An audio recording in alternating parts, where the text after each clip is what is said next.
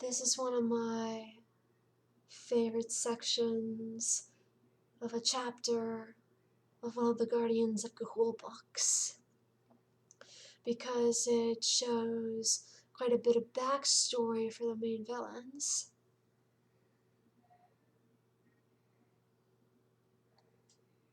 Kludd perched high in the tallest tree on Cape Glocks. Beside him was Nyra, a female barn owl. She gazed at the high Tyto.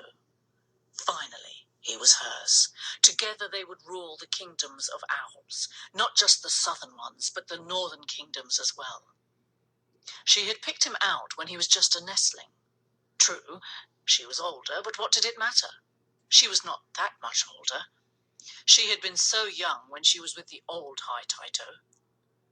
She had spotted Kludd on one of their recruiting missions through the forest kingdom of Tyto. There was a look in that nestling's eye.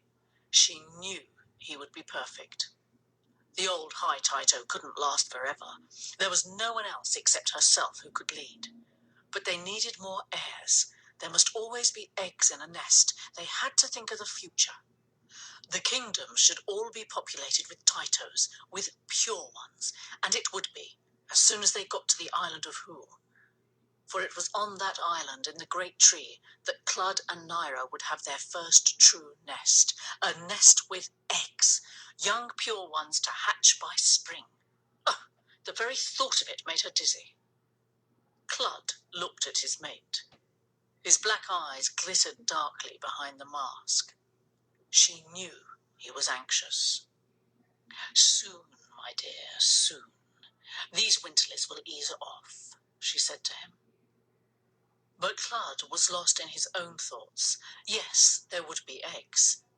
But before that, there would be death. The death of his brother. He and Nyra would plan it meticulously, as they had planned the murder of the former High Tyto more than a year before. How thrilling those early days had been, when he had escaped his pathetic family. From the very start, from Kludd's first moments in the hollow of that old fir tree, he had known that he had hatched into the wrong family. He was so different from them all. They were weak and stupid. He was strong.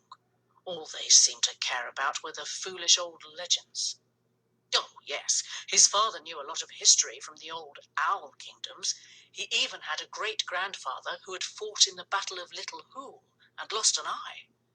But all he talked about were the blessings of peace. He wouldn't even permit them to speak about battle claws. That, of course, was what caused the first really big fight between Kludd and his father. It happened just before Soren hatched. Kludd had seen a barn owl fly by with battle claws. He would never forget the flash of those claws through the leafy green canopy of the forest in the full summer. It was dazzling. His gizzard had trembled with such excitement he thought it might pop. For days, that was all he could talk about. He couldn't understand why his father had no interest in visiting the rogue smith who made them. Then the St. Agnes raids began, and there were the rumours of egg snatching. Other families in Tyto began getting battle claws from the rogue smith to defend their hollows, and Kludd thought his father would get some too. But he had still refused, and he continued to forbid talk of such things. Then one day, when both his parents were away, along with Mrs. Plithifer, some barn owls flew by. Large, strong ones, and all with battle claws. One of the owls was Nyra.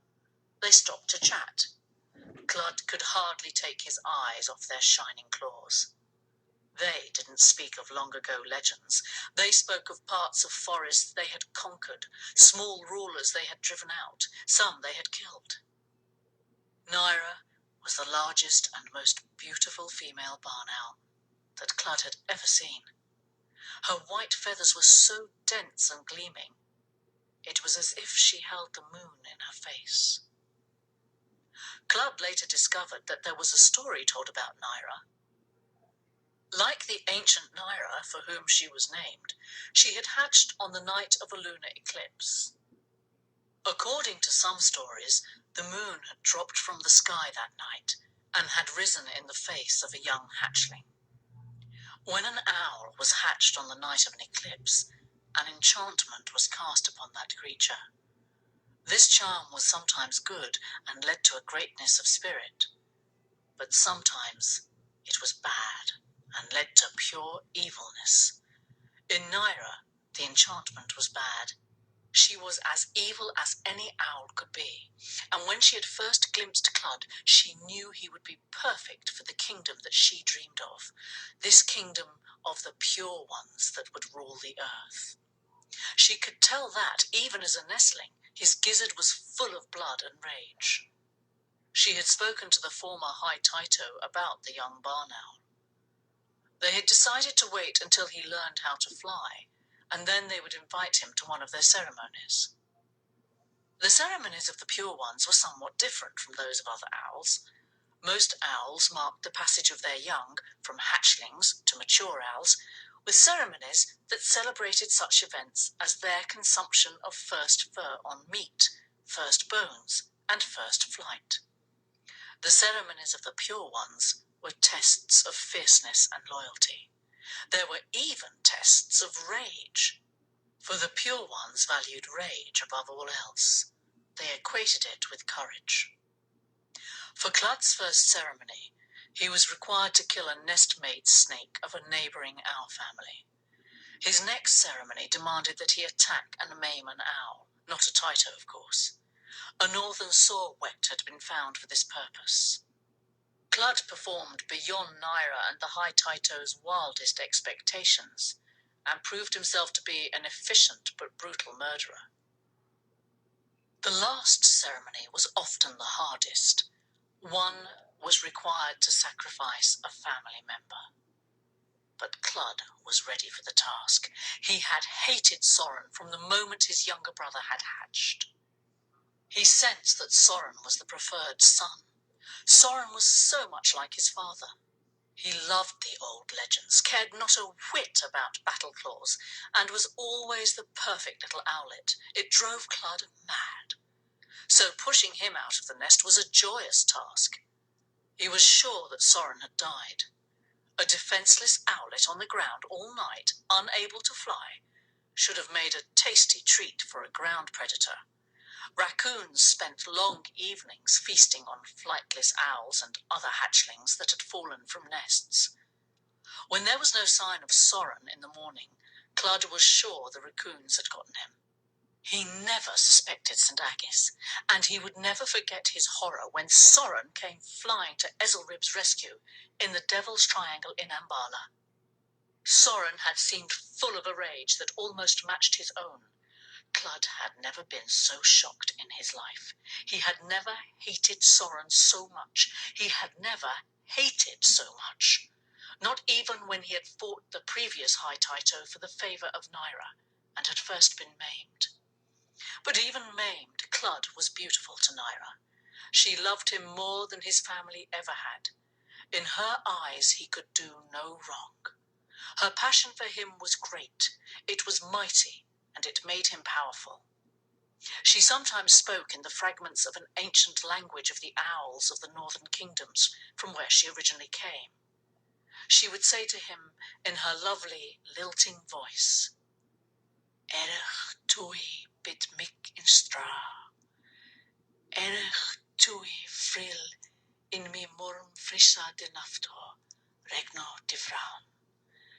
Erich tui biti me plor de glock, emiet de tui." The meaning of her passionate words were, "Your rage will be the jewel of my crown. Your rage burns in me like the fires of the Naphtha, ruler of the flames. Your rage is my life's blood, and mine yours." Whenever Kludd thought about this declaration of rage and love, he knew that there was nothing he could not conquer.